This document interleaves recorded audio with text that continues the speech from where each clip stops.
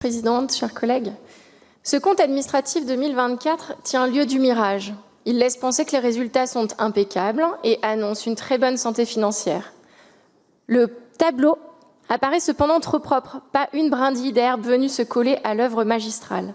Épargne brute portée à 902 millions, 35 millions de plus que l'année passée, capacité de désendettement à 2,8 années, et puis zéro. Autre chiffre emblématique de ce compte administratif. Zéro fiscalité supplémentaire, une de vos règles d'or. Avec ces chiffres, vous pouvez continuer à dire que la région, dirigée par la droite ultralibérale, est toujours la meilleure région de France. On lit même dans le rapport que la région est désormais meilleure que l'État. Le choix de réinjecter en investissement plus du quart des recettes perçues en fonctionnement pour ne pas s'endetter, c'est se priver de moyens.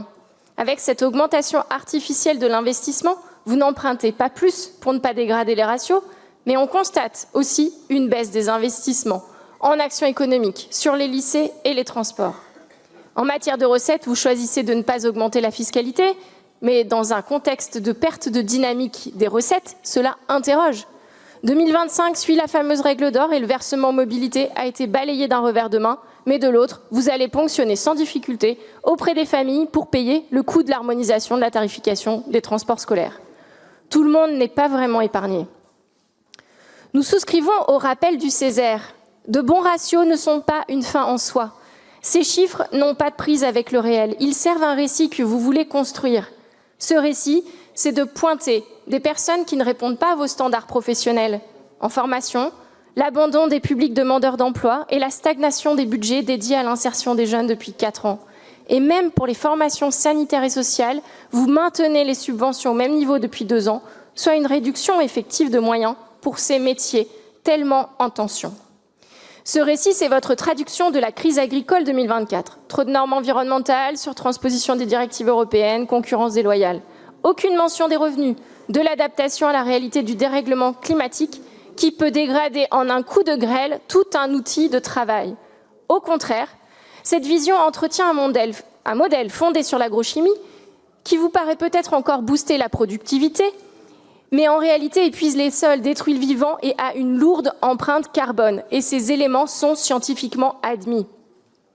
Finalement, à nier la réalité, vous allez bientôt arriver à nous dire que la Terre est plate, voulant faire passer cette ineptie pour une vérité, comme vous voulez faire passer l'Office français de la biodiversité pour la source de tous les maux des agriculteurs. D'autres choix sont possibles. D'autres collectivités font des choix plus en responsabilité face à la réalité d'un monde que vous semblez ignorer. La métropole de Lyon, par exemple, agit clairement en bouclier social et pour la transition écologique. Oui, avec des investissements massifs en rénovation thermique, des collèges, en transport public, même en murs anti-bruit aux abords de routes à trafic trop dense. Avec le même montant d'investissement, sans toucher aucun de vos ratios, il est pourtant possible de faire différemment et accompagner plus volontairement l'agriculture, par exemple, pour permettre de mieux préserver la ressource en eau, dont tous les indicateurs sont aujourd'hui au rouge, garantir une production agricole locale, garantir des revenus issus du travail et ainsi une alimentation locale dans le respect du vivant et des personnes. Vous auriez même pu, et cela depuis longtemps, aller légèrement mobiliser de l'emprunt, toucher légèrement la dette sans que le fameux AA+++ ne soit affecté. Vous auriez pu dégager 1 milliard supplémentaire sur le mandat qui aurait permis d'aller beaucoup plus vite sur des investissements d'avenir structurants. Vous auriez pu choisir d'activer plus rapidement et massivement de nouvelles commandes de rames de train pour offrir un meilleur service aux voyageurs loin d'une offre TER adaptée. Or, les investissements 2024 relèvent 134 millions d'euros pour le matériel ferroviaire, dont 53 correspondent à l'achat des rames commandées en 2019. Vous avez pris un retard monumental sur l'achat de nouvelles rames et auriez pu aller au même rythme que l'augmentation de la fréquentation des TER. Même les promesses de commande de la feuille de route ne se traduisent pas encore dans les stocks d'autorisation de programme. Peut-être faudrait-il suggérer un nouveau ratio budgétaire fondé sur l'art des promesses parce qu'à celui-ci encore, vous obtiendriez probablement la palme. Les lycées représentent encore 52% des émissions du CO2, du patrimoine et des activités de notre collectivité, soit plus de la moitié de l'empreinte carbone de la région, comme nous le lisons dans le rapport d'activité. Comment est-ce possible, au bout de presque 10 ans de mandat et 2 plans d'investissement censés rénover les lycées? Le rejet de CO2 a pourtant un impact tangible sur nos vies aujourd'hui. Et cela va s'accélérer dans les années à venir. Monsieur le Président a dit en commission, on a une bonne santé financière, on peut agir en cas de problème.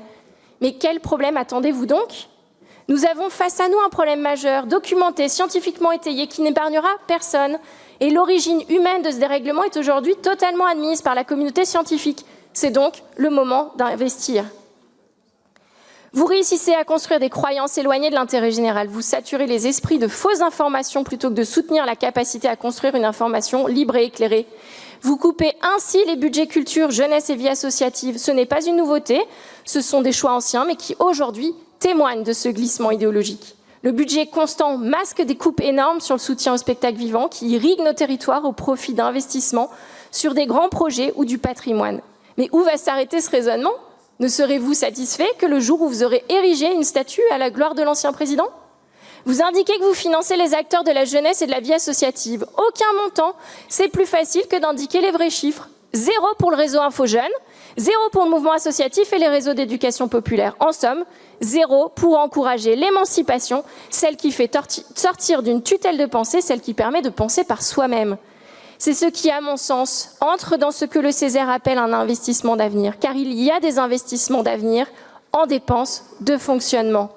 Ce compte administratif traduit une idéologie conservatrice, réactionnaire, aveugle au réchauffement climatique et annonciateur d'un déplacement toujours plus à droite, peut-être imperceptible aux yeux de beaucoup de personnes, qui ne fait que se confirmer en 2025 dans vos décisions, vos prises de parole, la manière même dont sont désormais organisées nos assemblées.